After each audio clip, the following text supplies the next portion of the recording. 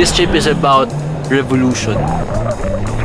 Going against the norm. Diba? And also going back to your roots. Yes.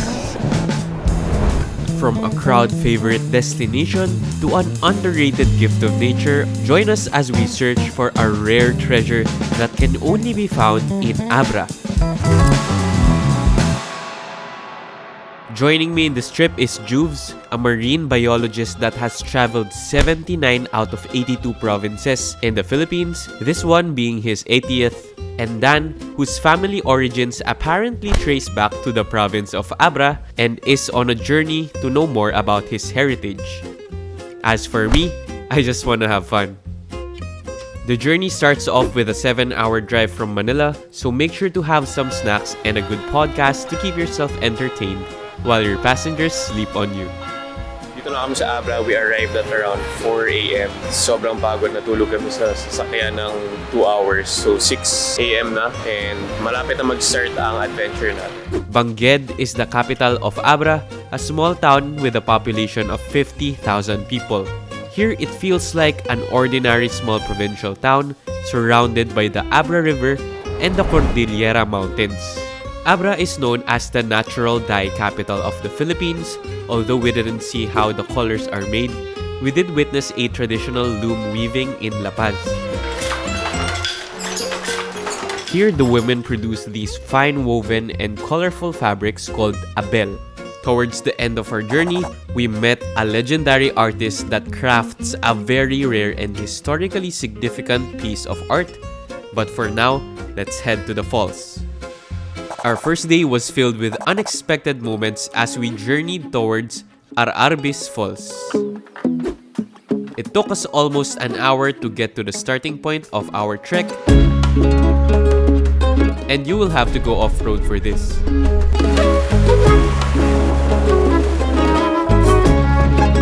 As we begin the trek, one guide will be assigned per person and you have to walk 6 kilometers through the rocky path going up the river. After this 1-hour trek, mag-start na ang aming tubing activity. That 1 hour was a complete lie, but it was a fun and challenging workout with a good amount of vitamin D and a breathtaking landscape to motivate you to keep going. Dito na kaya? We found out that they have to pull us using the tubes whenever we have to cross the river.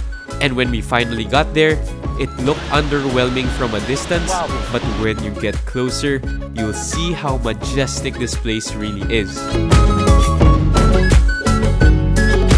The water here is very chilly as it re-energized our bodies, drenched in the heat of the day.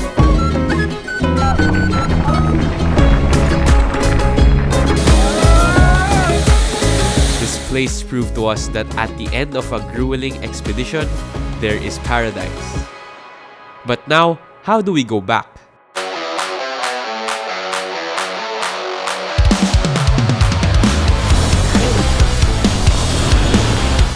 We held tightly to our tubes as our guides carefully paddled us back to our starting point.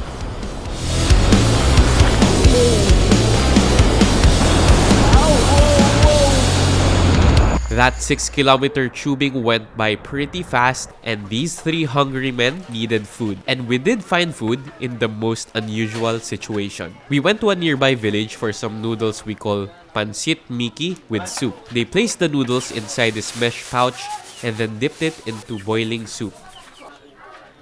We got a little concerned as we saw them use a plastic tabo to serve the hot soup. If you're Asian, you probably know that this is not what it's for. But we dug in, and after eating, we noticed a commotion across a celebration. And this hungry dude is not yet full. May nag-take ng civil service test. Pumasa. Kaya masaya sila. So, ang gagawin natin ngayon, babatiin natin yung pumasa. Ngayon, kung magpapakain sa atin, nasa sa kanya na yan. Okay? Gago mo. Masyado. Hello? Okay lang? Okay lang.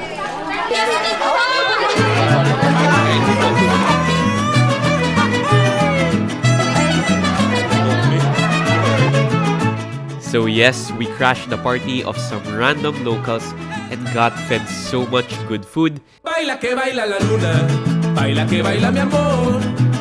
and became friends with the civil service exam passer.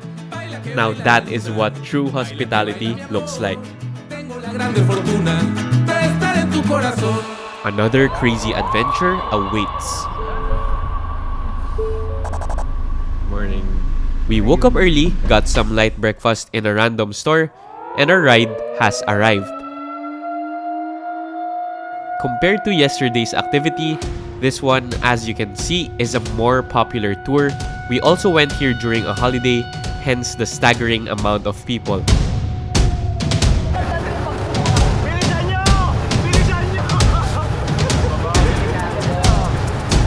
This is to help the trucks survive the muddy and mountainous path that comes next. Kaparkan Falls is in Tineg, Abra, around 40 kilometers from Bangged, and after a long and bumpy ride, we have arrived.